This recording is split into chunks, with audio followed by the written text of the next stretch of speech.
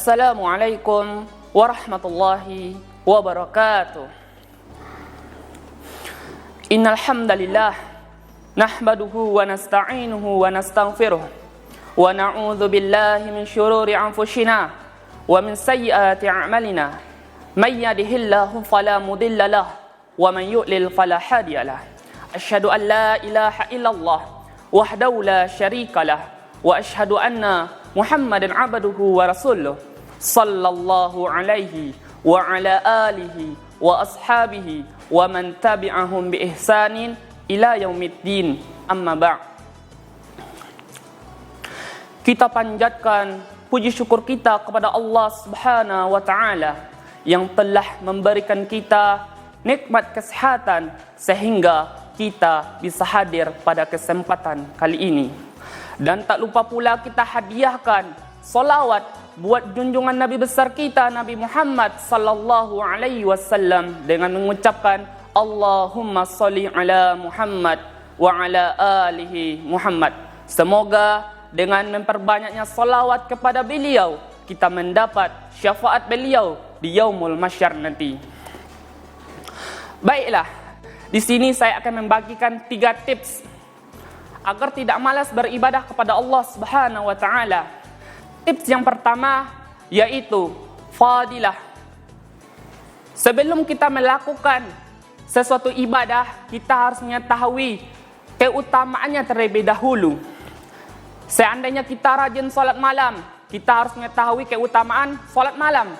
Seandainya kita rajin sedekah, kita harus mengetahui keutamaan sedekah. Kita punya hak secara syar'i untuk menanyakan, apa yang akan saya dapatkan jika saya melakukan ibadah ini? Tidak masalah, karena itu memang janji Allah Subhanahu wa taala.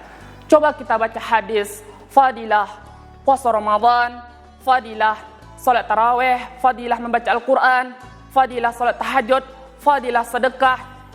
Luar biasa sekali.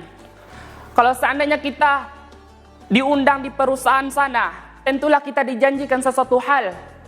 Kita dijanjikan dengan gajinya yang gede atau prestasinya yang banyak. Begitu juga dengan ibadah, kita dijanjikan dengan keutamaan yang telah diberikan Allah Subhanahu wa taala. Tips yang kedua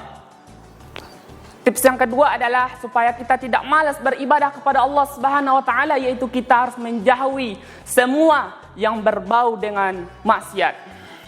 Banyak dari kita yang malas beribadah kepada Allah Subhanahu wa taala karena masih ada dosa yang lekat pada diri kita ini.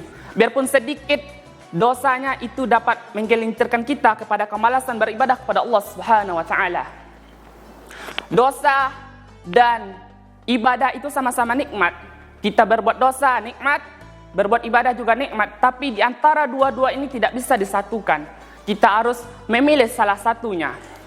Saya contohkan, misalnya ada seorang wanita yang suka menutup auratnya, suka memakai jilbab, kemudian datang sepupunya atau saudaranya yang bukan mahram masuk ke dalam rumahnya, kemudian terlihatlah dia yang sedang tidak memakai jilbab, maka wanita ini akan merasa berdosa, bersalah.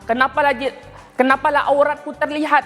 Kenapalah auratku terlihat? Dia telah berdosa. Kenapa dia merasa bersalah? Karena dia telah merasakan nikmatnya menutup aurat, nikmatnya memakai jilbab.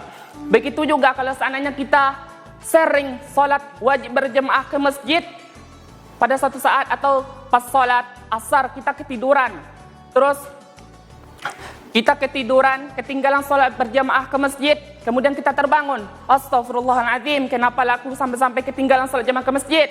Kenapa kita menyesal? Karena kita telah merasakan nikmatnya salat berjemaah ke masjid.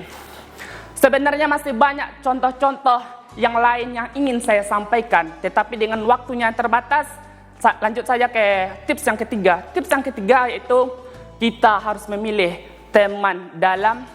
Kita harus memilih teman yang baik. Agar kita tidak malas beribadah kepada Allah Subhanahu wa taala, kita harus memilih teman yang ahli ibadah. Jangan salah memilih teman kita. Kalau misalnya kita salah memilih teman, kita akan terjerumus ke dalam maksiat.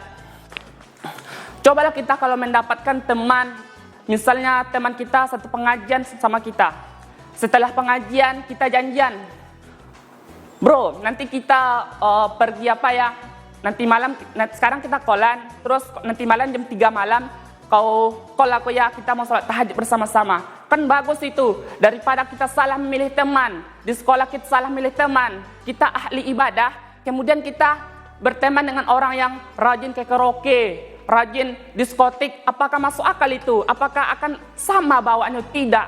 Ibaratkan, kalau seandainya kita berteman dengan penjual parfum, maka kita akan terbau aromanya juga. Begitu juga kalau kita berteman dengan penjual narkoba, pemakai narkoba, kita juga terbawa aromanya.